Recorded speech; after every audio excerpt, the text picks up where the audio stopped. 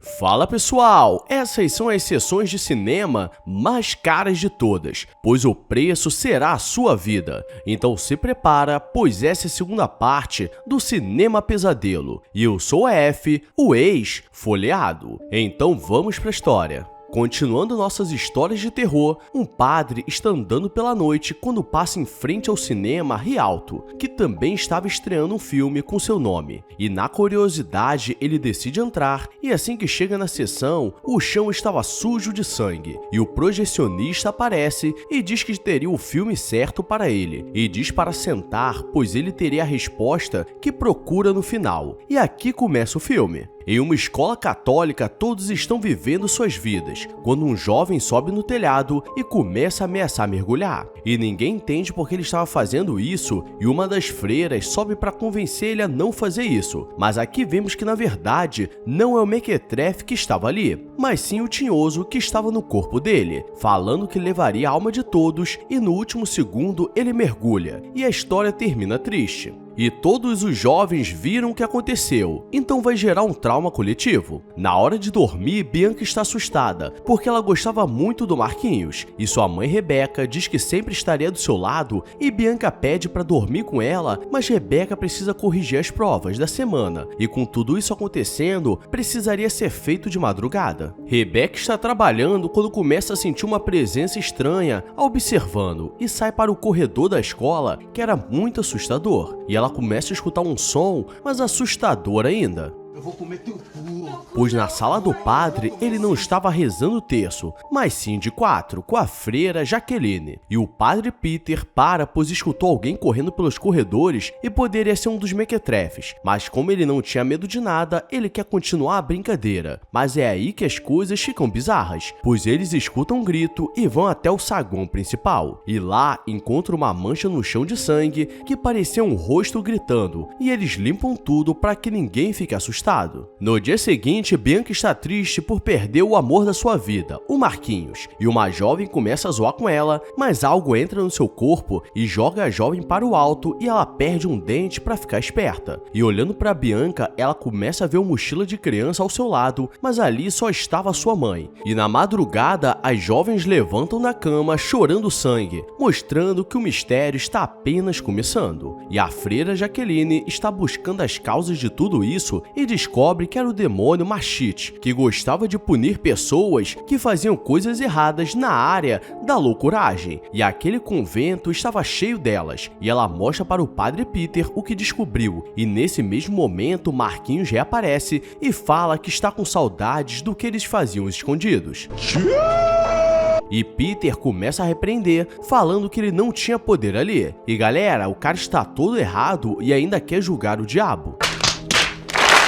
Marquinhos diz que Bianca estava possuída, controlando tudo, então eles a chamam de madrugada e a levam para uma sessão de exorcismo, mas ela não entende nada do que estava acontecendo e Rebeca tira dali e leva para o quarto. E é aqui que vem a grande revelação, porque Machite estava dentro do corpo da mãe e agora seria o momento de se revelar e começa a controlar todos os jovens do lugar para acabar com os pecadores.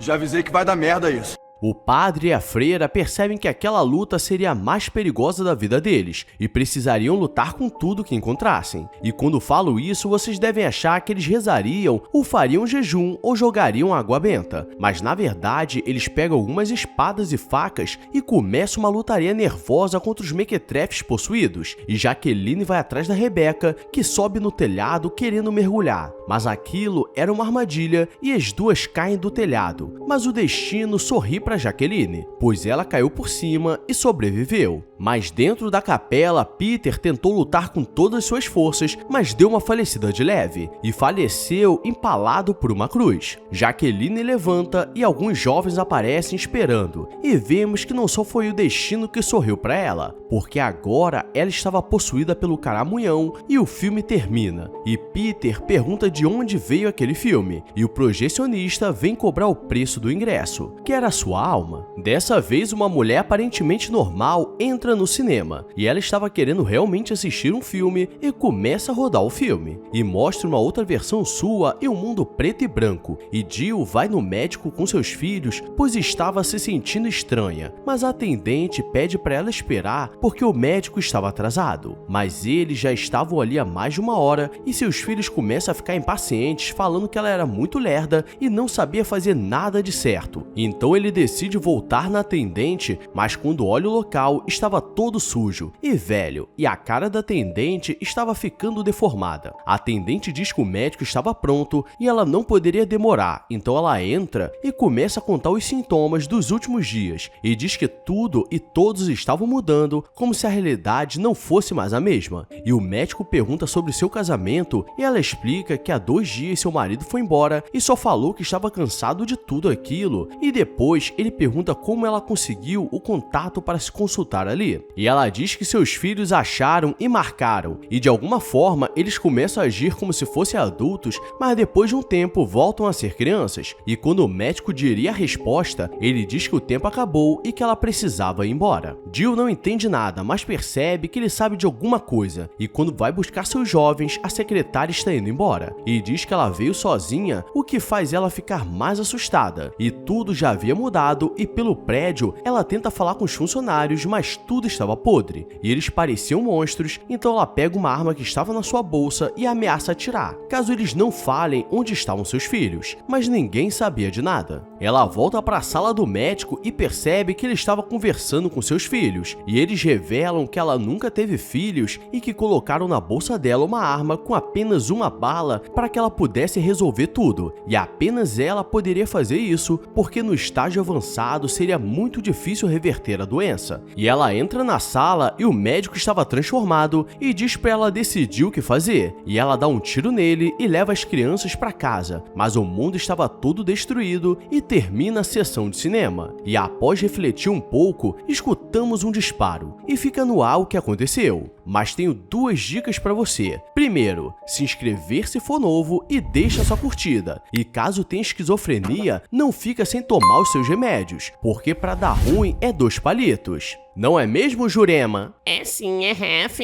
Agora vamos continuar. Um jovem está andando quando vê o cinema e entra, pois é a primeira vez que vê uma sala de cinema antiga. E chegando, havia um grande piano no meio e por ser muito talentoso, ele se senta e começa a tocar. E ao fundo, um filme começa a rolar e o cenário muda, mostrando que ele está em uma apresentação e sua mãe está ao fundo assistindo com muito orgulho. E logo depois seu pai chega atrasado e sua esposa olha com raiva porque quase que ele falta mais uma vez por causa do trabalho. Os dois têm muito orgulho do filho ser muito talentoso e chegando no carro, eles querem sair para comemorar essa grande apresentação, mas um cara muito louco aparece atrás do carro e pega o jovem de refém e manda eles saírem. O pai pergunta o que ele quer e diz que ele poderia levar tudo, mas o cara estava nervoso, então ele vai para cima, mas leva um tiro na cabeça. E como sua mãe estava fazendo muito barulho, ele dá 4 tiros de aviso e Michael sai correndo porque como viu tudo, ele seria a próxima vítima. E dito e feito, pois o cara vai atrás dele e ele é acertado nas costas. Michael é levado para a sala de cirurgia e ele sobreviveu porque não era seu dia. E de madrugada ele vê sua mãe falando para ele descansar, mas quando acorda só estava vendo a equipe médica. E por ele estar muito cansado, eles pedem para ele dormir que logo explicaria tudo. O problema é que mais uma vez ele acorda de madrugada e vê um homem que estava ao lado se levantando e saindo do quarto. E ele vai atrás, mas o homem estava com o rosto todo costurado, pois passou por algo muito ruim. Uma enfermeira aparece e pergunta por que ele estava em pé, pois nas condições dele, ele precisa dormir. E voltando para o quarto, o homem estava dormindo como se nunca tivesse levantado. Mas a enfermeira percebe que ele faleceu. Ele volta a dormir, mas sonha com sua mãe falando que tudo daria certo. E ele precisava descansar porque logo estariam juntos. E os batimentos cardíacos dele começam a baixar. Que porra é essa, marreco. No dia seguinte, ele já está um pouco melhor, e a enfermeira diz que agora ele poderia sair da UTI, pois o clima era muito pesado, e ele tenta perguntar sobre seus pais, mas ela não quer falar, porque não era a hora para isso. E quando tudo parecia que ficaria bem, ele está dormindo quando o assaltante aparece no quarto com algumas flores para terminar o serviço. Mas por sorte, uma enfermeira aparece e diz que não era a hora de visita, e ele vai embora. Michael começa a andar pelo hospital e vê várias pessoas andando, como se fossem zumbis, e Cassie aparece e pergunta se ele também estava vendo, e ela explica que você começa a ver essas coisas depois que fica um tempo morto, e ela ficou 3 minutos, enquanto que ele ficou 17. Michael conta o que aconteceu, pois ele lembrava de tudo do incidente, e ela diz que tentou se falecer, mas não deu certo, e sabemos o que acontece quando junta jovens com histórias trágicas. Eu sou o Batman. Apenas amizades verdadeiras. E Cassie diz que ele precisava tomar cuidado porque, como os mortos não podem voltar, eles querem que de alguma forma fique perto de você. E como ele ficou muito tempo morto, ele teria uma conexão mais forte. Ele está dormindo quando sua mãe aparece mais uma vez e diz que agora eles poderiam ficar juntos, e seus batimentos começam a cair mais uma vez, mas Cassie aparece e diz para ele não aceitar, e a enfermeira aparece e tira ela dali. O problema é que quando ela chega no seu quarto, a mãe do Michael estava esperando e todos só escutam um grito, e ela é encontrada falecida e todos acham que ela que fez isso. De madrugada, ele está triste e vai no banheiro, mas o assaltante aparece para terminar o serviço e por pouco ele consegue correr e tenta pedir ajuda, mas os funcionários daquele andar já estavam falecidos. Então ele corre para a sala de autópsia e se esconde em uma gaveta onde estava o corpo da Cassie. E depois tudo fica calmo e ele tenta fugir, mas o assaltante estava esperando e vai atrás. E agora não tem como correr. E ele iria visitar sua mãe no além, mas no último segundo ele pega a força das pregas e enfia uma estaca na cabeça do assaltante. E o dia foi salvo. Ou não, pois agora ele seria perseguido pelo assaltante que tentaria acabar com ele de outras formas. Mas por sorte, o filme acaba e o projecionista diz que ele ainda era muito jovem e teria uma nova oportunidade de viver, mas que o destino dele já estava escrito, e todos os outros que assistiram ficariam presos no cinema. E galera, esse filme é mais real do que você possa imaginar, pois para você assistir um filme e comprar uma pipoca, tem que deixar a alma em troca. Então melhor que isso é assistir aqui resumido com comentários mequetrefes. Então deixa sua curtida e se inscreve, porque essa semana tem muito mais. Agora vou nessa, obrigado a todos e fui!